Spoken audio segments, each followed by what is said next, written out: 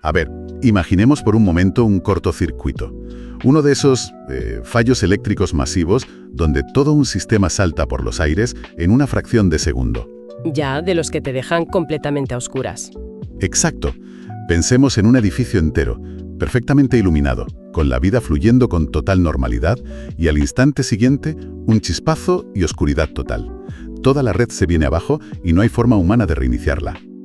Y claro, lo más desconcertante de un apagón de ese calibre es la falta de un manual de instrucciones. Todo lo que antes funcionaba bajo una lógica predecible, pues de repente se vuelve completamente inservible en ese nuevo entorno oscuro. Totalmente.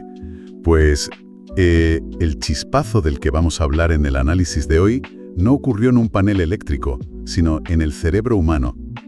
Vamos a explorar cómo una sola mirada, literal, una sola mirada, puede hacer que alguien desconecte toda su vida, sus valores y hasta su sentido de la supervivencia. Es una historia que parece ficción, pero es real. Muy real. Viajamos al año 1986. Tenemos a una joven suiza de 26 años, Corinne Hoffmann. Sobre el papel es una mujer que tiene la vida resuelta.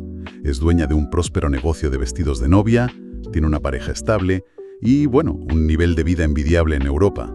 Una vida de éxito occidental de manual. Exacto. El caso es que se va de vacaciones a Kenia con su novio.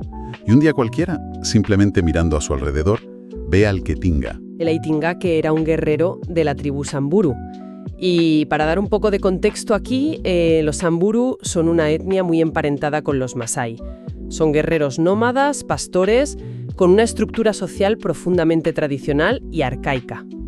Y la imagen que nos describen nuestras fuentes es impactante. Él está vestido únicamente con un paño tradicional, lleva el rostro pintado, el cabello recogido en unas largas trenzas teñidas con ocre rojo, y ahí, justo ahí, es donde ocurre ese cortocircuito masivo en la cabeza de Corinne. Un punto de inflexión absoluto. Madre mía, es que en cuestión de meses, esta empresaria suiza deja a su novio, liquida su negocio de vestidos, vende absolutamente todas sus posesiones y se muda. Pero ojo, no a un resort de lujo en África. Se muda a una choza de barro y estiércol, en plena sabana, sin electricidad y sin agua corriente. Y todo con el único objetivo de casarse con él. Es que suena a guión de una película de Hollywood de los 80. Totalmente. Y de hecho, la historia se convirtió en un fenómeno global tremendo. Publicó un libro autobiográfico, La Masái Blanca, que vendió millones y luego fue llevado al cine. Pero, a ver, si miramos más allá de ese barniz romántico que casi siempre se le da a esta anécdota, nos encontramos con un caso de estudio clínico fascinante. Por eso mismo, hoy vamos a sumergirnos de lleno en una pila de documentos bastante variada. Tenemos el resumen de la película, reseñas literarias, testimonios súper acalorados en foros de lectores que debaten este caso a muerte y un profundo análisis académico sobre el choque cultural y el patriarcado. Porque hay mucho que rascar ahí. Muchísimo. La misión de esta inmersión profunda, la gran pregunta que flota sobre todos estos papeles, es ¿qué le pasó realmente por la cabeza a esta mujer? ¿Fue una atracción sexual tan ciega que anuló por completo su instinto de conservación? O quizá una obsesión patológica por lo exótico. O eso. O tal vez un experimento radical para fusionar dos mundos que estaba condenado antes de empezar. Es que las fuentes que manejamos nos obligan a apartar esa idea ingenua del amor que todo lo puede. Si somos objetivos, esta historia funciona más bien como una disección. Nos expone las carencias psicológicas, digamos, brutales de nuestra propia sociedad occidental, al mismo tiempo que muestra la realidad implacable de sobrevivir en la sabana. Vale, vamos a desgranar esto paso a paso. Frena un momento y vamos al principio. Porque el detonante de todo este asunto desafía cualquier sentido común. Hay un flechazo, de acuerdo, un enamoramiento. Pero la barrera de entrada es ridícula. Es prácticamente insalvable. Claro, es que Corinne no hablaba inglés fluido y muchísimo menos suajili o la lengua de la tribu. Y Likentinga, por su parte, sabía pronunciar, unas 10 palabras en inglés. No había forma física de tener una simple conversación sobre el clima. Ya, ni mucho menos sobre valores o planes de futuro. Exacto, expectativas vitales. Entonces, la gran duda es, ¿cómo te enamoras de alguien con quien literalmente no te puedes comunicar? Pues precisamente por eso. Es que esa falta de lenguaje no fue un error en el sistema, fue la característica principal que permitió que la fantasía creciera sin control. Hay un concepto en antropología y estudios culturales que mencionan las fuentes, que acuñó la teórica Deborah Ruth, y se llama la cultura caníbal. Cultura caníbal. Madre mía, suena a película de terror de serie B. Bueno, tiene un componente de terror bastante sutil, la verdad. Se refiere a la tendencia obsesiva que tiene Occidente por estetizar y devorar la diferencia cultural. Cuando Corinne ve al Ketinga por primera vez, no está viendo a un ser humano tridimensional. No ve a la persona real. Para nada. No ve a un hombre con miedos, con traumas, con una visión del mundo muy estructurada por su tribu. Lo que ve es un ideal estético puro. Es el concepto académico del otro exótico, un objeto, digamos, salvaje, pero que ella percibe como fascinante y de un modo extraño adquirible. O sea, es como tener una pantalla de cine en blanco frente a ti. Yo lo comparo, salvando las inmensas distancias, con ese amor fulminante que alguien puede sentir por una mascota exótica o por una obra de arte súper abstracta. Al no haber un diálogo real, al no haber una voz que te contradiga o que te muestre una opinión opuesta, nuestro cerebro simplemente rellena los silencios. Proyectamos en esa persona todo lo que necesitamos que sea. Tal cual. Y el silencio idiomático blindó esa proyección por completo. Los análisis psicológicos en nuestros documentos sugieren exactamente eso, que la barrera del idioma fue un escudo protector. Claro, le salvó de la realidad. Fíjate, si hubieran podido sentarse a hablar la primera noche sobre religión, sobre política o sobre el papel que tiene la mujer en la sociedad de él, la ilusión romántica se habría desintegrado en 5 minutos. Al no poder cruzar ni media palabra compleja, la fricción ideológica se retrasa indefinidamente. Ya, pero, a ver, voy a ser de abogado del diablo aquí, porque me da la sensación de que a veces la academia complica las cosas simples. ¿No estamos sobreanalizando un poco la situación? Llamar a esto cultura caníbal o colonialismo estético, ¿no es demonizar lo que en el fondo es un simple calentón? Un enamoramiento físico abrumador, puro instinto biológico animal que te nubla la razón. Eso ha pasado toda la vida. Entiendo tu punto, pero el problema con esa teoría es que el instinto humano no opera en un vacío estéril. Nuestro deseo, el de todos, está muy moldeado por lo que nuestra cultura nos enseña a desear. Ya. La influencia de lo que consumimos. Exacto. La fascinación de Corinne no es solo hacia la simetría facial de un hombre guapo. Se siente atraída por el arquetipo del buen salvaje, que es una idea que Occidente lleva construyendo durante siglos para escapar de su propia ansiedad capitalista. Ella ve en él la antítesis de su estresante vida en Suiza. Un escape, vaya. Un escape total. Y la prueba definitiva de que esto no era solo biología humana básica es el desastre monumental que ocurre cuando esa fantasía visual y estética tiene que traducirse al plano físico. Aquí es donde se pone realmente interesante. Y aquí es donde las fuentes nos dan un bofetón de realidad tremendo. Porque sí, la mirada intensa en la sabana es muy cinematográfica, muy bonita, pero el choque antropológico a puerta cerrada es simplemente brutal, empezando por algo que desde nuestra perspectiva parece un instinto universal y básico, el beso. Es que el primer intento de intimidad es súper revelador. Según los textos, Corinne intenta darle un beso en la boca. El clásico beso romántico occidental, vamos. Lo normal para nosotros. Pues la reacción del Íntinga es apartarse con evidente asco y rechazo. Para los Masái y los Samburu, ese tipo de contacto bucal húmedo simplemente no existe en su repertorio de muestras de afecto. Lo consideran directamente repulsivo. Tela. Lo que demuestra que hasta segregar saliva en un momento romántico es, al final, una construcción puramente cultural. Y la cosa se pone muchísimo peor cuando pasamos al encuentro sexual en sí. El análisis del filme y los testimonios literarios lo describen como una experiencia gélida para ella. Fría y mecánica. Exacto. Rápido, totalmente desprovisto del romanticismo o el erotismo que ella traía en la cabeza desde Suiza. Se menciona incluso dolor y un desconcierto absoluto, porque claro, no hay caricias previas ni preparación de ningún tipo. Claro, y para entender ese abismo gigante hay que mirar el contexto antropológico en el que se ha criado este guerrero. En la sociedad del Ketinga, el sexo dentro del matrimonio tiene una función abrumadoramente reproductiva, orientada a mantener y expandir la tribu, punto. Nada de placer recreativo. Nada. Pero el análisis profundo de los textos nos revela una realidad mucho más oscura, una realidad trágica que explica esta ausencia total de erotismo. Y es que en esta cultura a las niñas se les practica la ablación del clítoris, la mutilación genital femenina, generalmente cuando tienen 12 o 13 años. ¡Qué barbaridad! Es terrible. Y es un rito de paso indispensable allí. Una mujer no mutilada no es considerada una adulta ni es apta para el matrimonio. Es un dato absolutamente demoledor, porque claro, anatómica y culturalmente significa que el concepto de placer sexual femenino es una rareza absoluta, por no decir totalmente inexistente, en el mundo que él conoce. Eso es. Imaginemos la situación. La Ketinga ha crecido en un entorno donde las mujeres no experimentan ni expresan placer de la manera occidental, precisamente debido a esta intervención tan brutal. Así que, cuando Corinne, a través de sus propios medios durante la intimidad, llega al orgasmo, la reacción del guerrero es de terror puro. Se aterra. Se asusta tantísimo que le tapa la boca, pensando que algo terrible, alguna convulsión, le está pasando. En los documentos se relata que él asume que debe ser alguna enfermedad extraña o, cito, una particularidad de las mujeres europeas. Y aquí, fíjate, surge algo que me resulta profundamente incómodo. La reacción de Corinne no es intentar comprender ese vacío cultural inmenso. No, ella decide enseñarle. Sí, toma el papel de instructora. Se propone instruirle en el placer erótico y en todos los rituales precoitales occidentales. Y leyendo las críticas en los foros de lectores, muchos usuarios se preguntan con razón, ¿no hay una arrogancia inmensa en esto? ¿Es una especie de colonización de cama?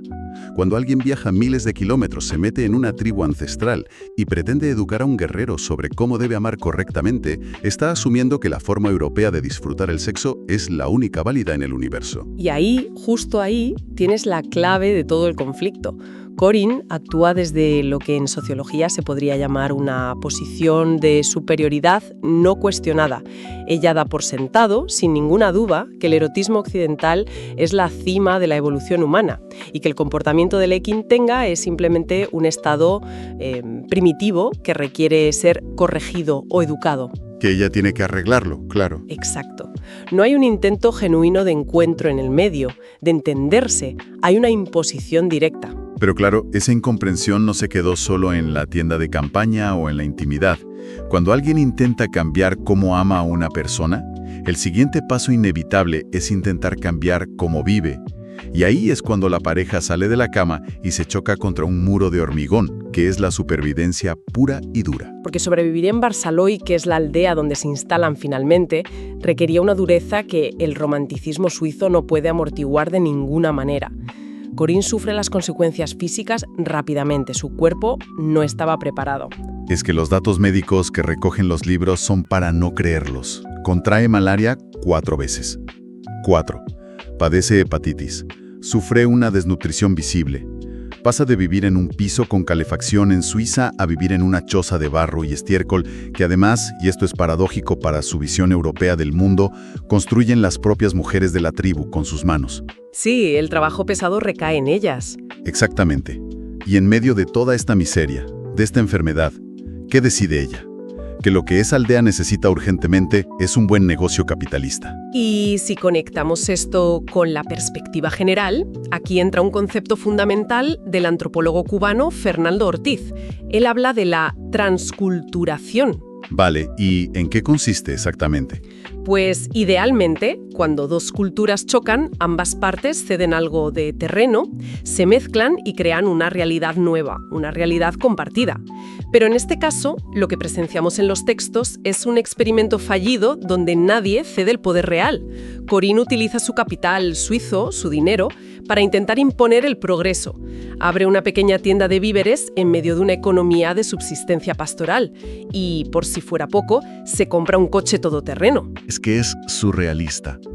Yo lo veo como intentar instalar una actualización de software de última generación, súper compleja y orientada a las finanzas, en un hardware antiquísimo que está diseñado única y exclusivamente para pastorear cabras. No importa lo brillante que parezca el código de esa actualización, el sistema va a colapsar, sí o sí, porque los lenguajes básicos de procesamiento son totalmente incompatibles. Ella, desde su mentalidad, espera gestionar un inventario, tener márgenes de beneficio, acumular capital. Claro, pero Lingitonga opera con un código fuente completamente opuesto al suyo. Para un guerrero Samburu, la ley no escrita más sagrada, la más importante, es la hermandad y la solidaridad tribal. El clan es lo primero. Por encima de todo. Entonces, cuando la tienda abre, sus parientes y amigos de la tribu van a pedir alimentos y él, de forma completamente natural para su cultura, se los fía o directamente se los regala. Negarle comida a los suyos, a su semgre, es una aberración social inconcebible para él. Mientras tanto, me imagino a la empresaria suiza viendo cómo su inventario de harina y azúcar desaparece por la puerta sin que entre un solo billete en la caja. Vamos, el colapso financiero del negocio era matemáticamente inevitable desde el día 1. Y así fue. Pero ojo, que el impacto de la tienda y del coche va muchísimo más allá de perder unos francos suizos. Los análisis académicos señalan un efecto psicológico devastador en el propio guerrero. Fíjate, en estas sociedades tradicionales, el estatus masculino, el respeto, proviene de proteger al rebaño y de proveer para la familia mediante la fuerza o el conocimiento profundo del terreno. De ser el líder físico, claro. Exacto. Pero de repente resulta que su esposa Blanca tiene todo el poder. Ella posee el negocio, ella trae el dinero del exterior, ella es la dueña del vehículo. Es una castración de su rol tradicional. Y hay una escena que el resumen de la película destaca magistralmente sobre esto. Liketenga exige conducir el todoterreno por puro orgullo masculino, a pesar de no tener ni la más remota idea de cómo hacerlo, y acaba estrellándolo brutalmente contra un árbol. Uf, es que me parece la metáfora perfecta del estado de su matrimonio en ese preciso momento. Un choque inminente. Porque esa pérdida de identidad, ese choque constante de sistemas operativos incompatibles que comentábamos, desencadena la cuarta fase de nuestra inmersión de hoy. Hablo de la degradación psicológica, del Iketinga y la escalada terrible de la violencia. Y comienza a consumir cat de forma compulsiva. El cat es esta planta local que mastican, ¿verdad? Sí, es una hoja que tiene fuertes efectos estimulantes. Entonces, tienes una combinación de frustración profunda y una intoxicación constante que alimenta a un monstruo muchísimo peor. Unos celos paranoicos absolutos. Unos celos que rozan el delirio clínico por lo que leo en las fuentes. Él asume constantemente que Corinne tiene amantes europeos a sus espaldas en la sabana. Monta en cólera si ella simplemente atiende a un cliente masculino en la tienda, conversando, no sé, sobre el precio de 1 kilo de arroz. La asfixia a la que la somete es total. Y en este punto crítico, Corinne se golpea de frente contra el pilar más sólido y antiguo de esa sociedad, el patriarcado extremo. En la jerarquía de la aldea, el ganado tiene un valor económico y de prestigio inmensamente superior al de las mujeres.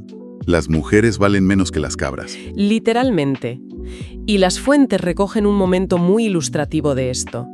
Buscando un poco de apoyo o consuelo, Corinne acude a su suegra, a la madre de Iketinga, para quejarse de los celos insoportables de su marido. Y la respuesta de la madre es oro puro para entender esto. ¿Qué le dice? Le aconseja que tenga paciencia, que todos los hombres son celosos por naturaleza, y le sugiere que esa es exactamente la razón principal por la que en su cultura los hombres toman varias esposas, para que el marido reparta sus manías y sus celos entre todas y deje a cada una en paz de vez en cuando. Madre mía. Ya, una mentalidad matriarcal e individualista occidental pidiendo ayuda a una estructura polígama puramente tradicional. Es como, no sé, como intentar hablar bajo el agua. Es imposible. Y al final, como era de esperar, la presión explota. Llegan a la agresión física en público, cruzándose bofetadas frente a todos los aldeanos. Pero el punto de no retorno, el chispazo final que funde los plomos del todo, ocurre cuando Itinga, totalmente ahogado por la paranoia, se atreve a cuestionar la paternidad de su propia hija, la pequeña Napirai. Claro, esto plantea una pregunta importante y marca un límite. Cuestionar la sangre es el límite definitivo en cualquier cultura. A partir de ahí, la narrativa del libro cambia, de un romance problemático a un plan de escape puro y duro. Corinne se da cuenta de que la situación es límite y de que ya no se trata solo de salvar su propia cordura o su integridad física. Tiene una hija que es mitad suiza, mitad Samburu. Y el peligro para esa niña era muy real. Extremadamente real. Si esa niña crece en la aldea bajo la autoridad exclusiva del padre y de las leyes de la tribu, su destino estaba sellado. Sufriría la ablación del clítoris en la pubertad, sin ninguna duda, y sería entregada poco después en un matrimonio arreglado por ganado. Así que ella organiza una fuga que es digna de una película de espías. Engaña a su marido diciendo que necesita ir a Europa temporalmente por unos asuntos de la tienda o de salud. Consigue que él le firme los permisos legales para que la niña pueda salir del país y huye dejando absolutamente todo atrás. El marido, la choza, la tienda que le costó todos sus ahorros. Todo desaparece en un vuelo a Suiza. Y aquí es donde las fuentes nos muestran cómo esta historia incendió literalmente la opinión pública al publicarse el libro.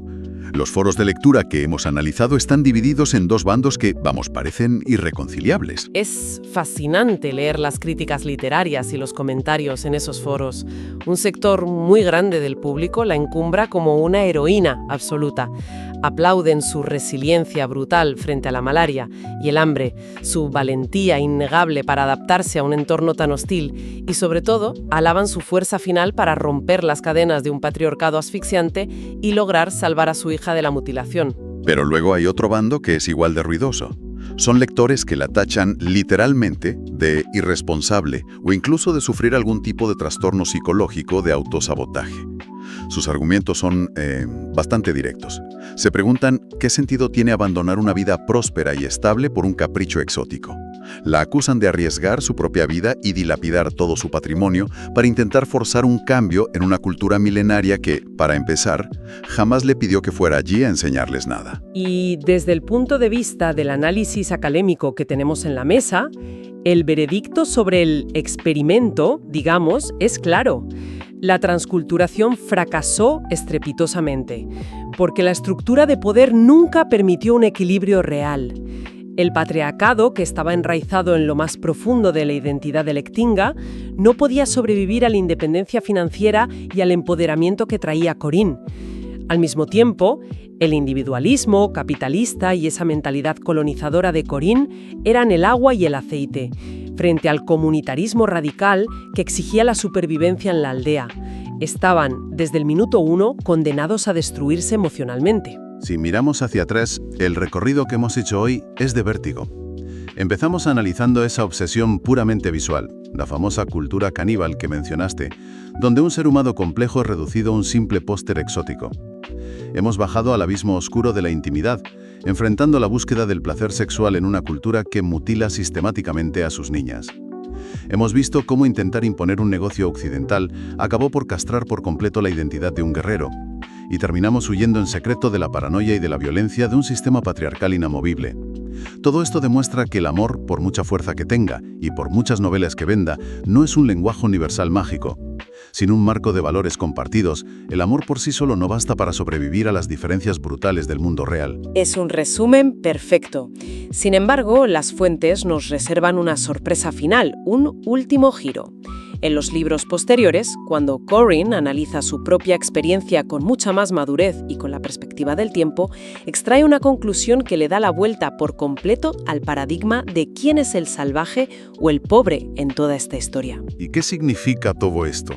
Creo que es el cierre perfecto para este análisis.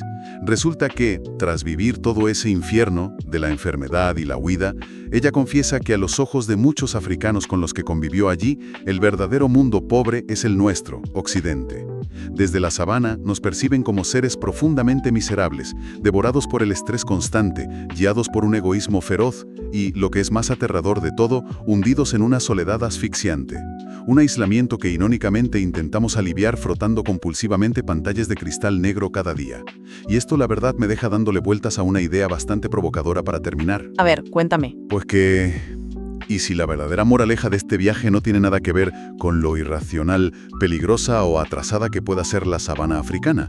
¿Y si el mensaje real es lo desesperadamente vacía e insoportablemente solitaria que debe sentirse en el fondo nuestra propia sociedad moderna? ¿Y tan estructurada?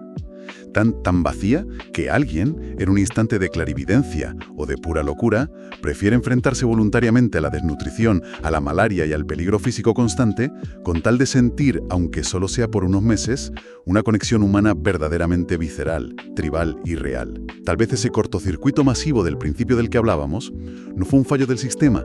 Tal vez apagar todas las luces de nuestra supuesta civilización sea la única manera que nos queda para darnos cuenta de lo ciegos que estábamos viviendo en la claridad.